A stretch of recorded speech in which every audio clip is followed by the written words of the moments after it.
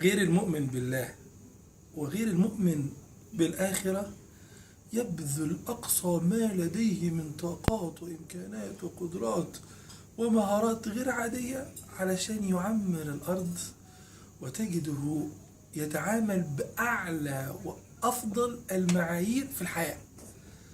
في منهم عنده الصدق والأمانة والقوة في الحق والإخلاص والتفاني والاهتمام وحب الحياة بشكل غير عادي، وبداخله معتقد إن هو إلى فناء، وإن هي إلا حياتنا الدنيا نموت ونحيا. تخيل كده واحد عارف إن هو بعد دقائق، بعد ساعات، بعد أيام، بعد شهور، بعد سنة، سنتين، سنين، هينتهي إلى لا رجعة. يعني أم وأبوه أعز الناس ليه مش هيشوفهم تاني، هو معتقد كده، وبيؤدي في الدنيا طالبا أجر الدنيا وذلك بأفضل ما لديه.